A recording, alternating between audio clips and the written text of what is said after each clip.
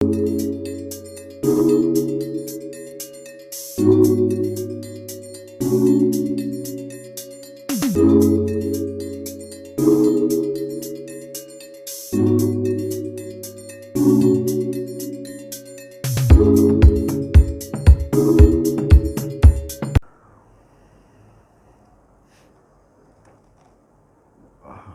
के साथ साथ मालेगांव के कोरोना की दूसरी लहर ने बहुत ही बुरी तरीके से हंगामा यहाँ पर बरपा हुआ है।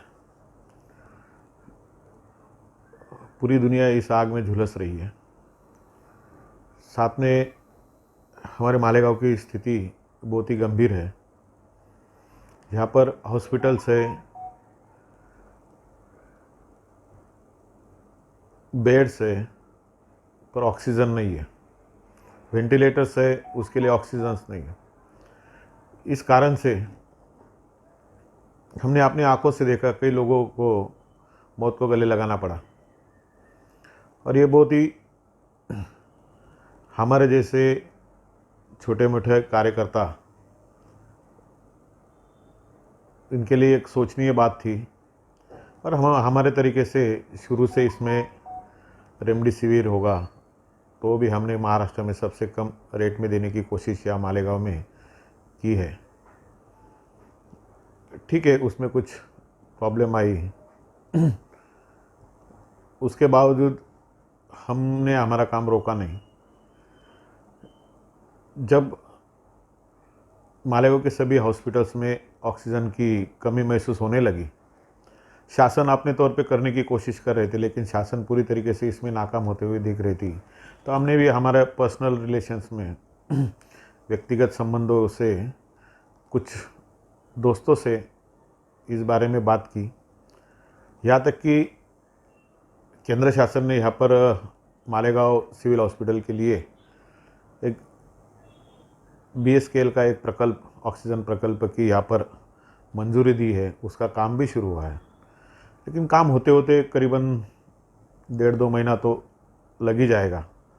साथ में अभी जो कोविड चरम सीमा पर था, अभी उसका धीरे धीरे मतलब बहुत ज़्यादा नहीं पर वो कम होता हुआ दिखाई दे रहा है।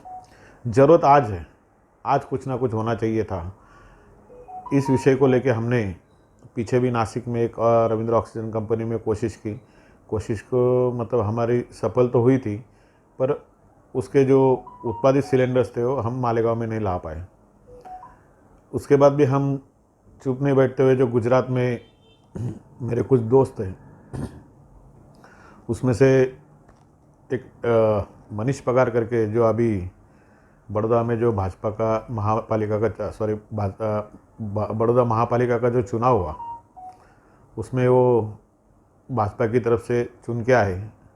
और मैंने उनको हमारी मालेगांव की गंभीरता, और वो भी मनीष पगार मतलब अपने महाराष्ट्रियन है, 1-2 पीढ़ियों से वो बड़ौदा में रह रहे हैं। तो वो भी यहाँ पढ़ाई लिखाई उनकी सब यहाँ मालेगांव में हुई है। मेरे साथी थे काफ़ी दिनों तक। तो मैंने जो संबंध 20 साल पहले के संबंध को मैंने उजागर किया और उनको मैंने विनती की कि मेरे गांव के लिए आप कुछ ना कुछ करो। तो उन्होंने अलंग, भावनगर, अलंग मतलब बहुत प्रसिद्ध एक ठिकान है जहाँ पर बड़े बड़े जहाज वहाँ तोड़े जाते हैं, और वहाँ पर कुछ कंपनियों से उन्होंने बात की, और वहाँ पर एक कंपनी ने हमें 150 सिलेंडर 2-3 दिन के अंतराल से देने के वहाँ पर हमें मान्यता दी है। आज उसका पहला गाड़ी आ चुका है, 150 सिलेंडर्स या मालेगांव में पहुँच चुके हैं। और उसका हमने एक, जिसको एक लोकार्पण बोला जाएगा, इस तरीके से हमने उसका यहाँ पर एक कार्यक्रम भी किया।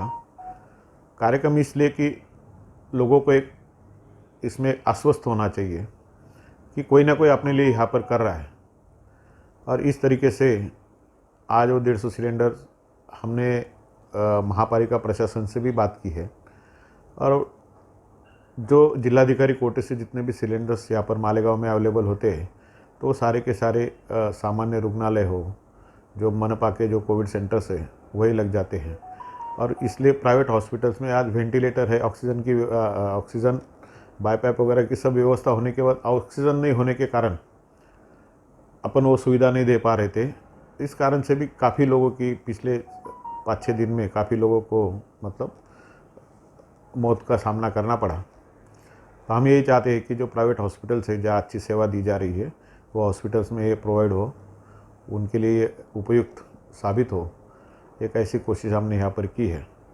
कोशिश करने का मतलब यही है कि आज मेरा गांव, मेरा तहसील, मेरा तालुका आज संकट में है। मैं एक छोटा मोटा कार्य करता हूँ। जिस तरीके से एक उदाहरण मैं आपको यहाँ पर दे सकता हूँ।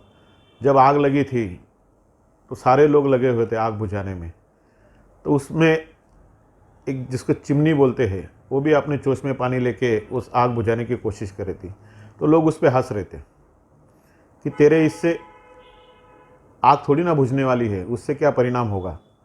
तब वो चिमनी ने जवाब दिया था, जैसे एक चिमनी के स्वरूप में एक सुनील गायकवाड़ यहाँ पर मालेगांव में काम कर रहा है, कि जब इस आग का, एक कोरोना का इतिहास लिखा जाएगा मालेगांव में, तब मेरा नाम आग बुझाने वालों की लिस्ट में आएगा, ना कि लगाने वालों के और इसका फ़ायदा उठाने की लिस्ट में मेरा नाम आएगा।